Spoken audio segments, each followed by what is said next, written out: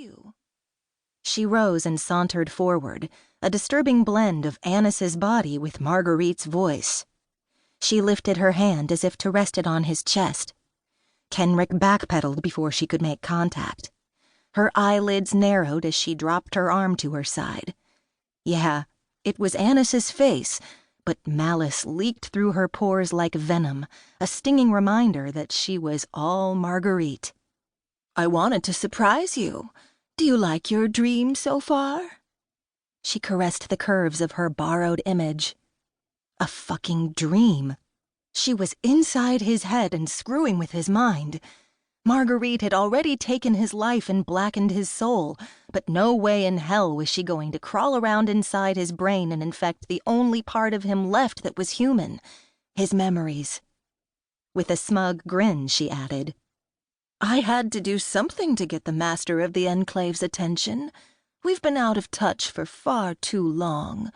What has it been, 300 years now? If she wanted chit-chat, she had the wrong enemy. He shot her a look that said, get to the damn point. Don't look so grumpy, love. I wanted to remind you of how perfect we are for each other. Anis would have never been happy with you.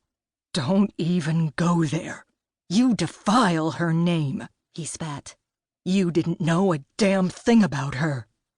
Oh, I'm sure the pitiful human female would have wanted children, and as you know, that's not possible. You would have made her miserable, not to mention the bloodlust that would have plagued you each time you fucked her. She giggled.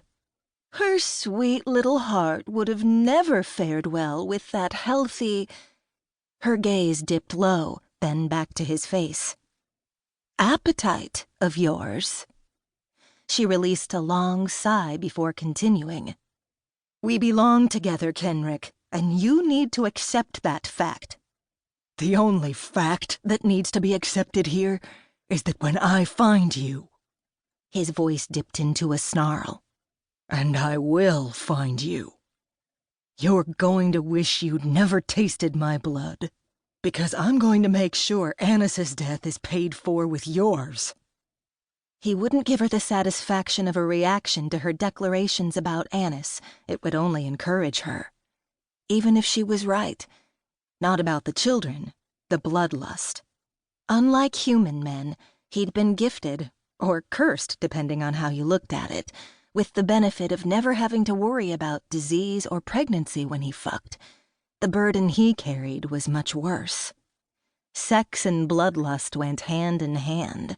He never wanted to submit any female to the cravings he'd experienced during his time as Marguerite's slave. Marguerite scowled and whirled. You always were a self-righteous, holier-than-thou son of a bitch. I see a few centuries without me have done nothing to improve your personality. His jaw ached under the pressure of his clenched teeth. She stood there, with her head held high and spine straight, as if she were the victim. We can see each other a little more often, now that I've mastered my new skill. You would like that, wouldn't you? Marguerite tilted her head, glancing at him over her shoulder. She reached out, intending once more to touch him. Kenric whipped his arm forward, knocking the vile appendage away. He couldn't stomach the thought. Is there any point to this? Tell me, my dear. I'm dying to know. Her eyes blazed with fury, but her lips wore a smile of seduction. She stepped closer, her words hot against his skin. Do you enjoy seeing your precious Anis again? A roar erupted, and his rage unleashed. With the power of a thought, Kenric launched Marguerite into the air and against the far wall. With his mind, he held her up with her feet dangling. Every instinct rebelled at causing pain to the image of innocence reflecting back at him. It isn't her. It isn't her. The mantra looped in his head as he stalked closer. This is my mind, Marguerite. It would serve you well to remember that the next time you think to play in my head. Her stunned expression shifted to a sneer, exposing her fangs. You think you have the upper hand, love? You always were a little cocky.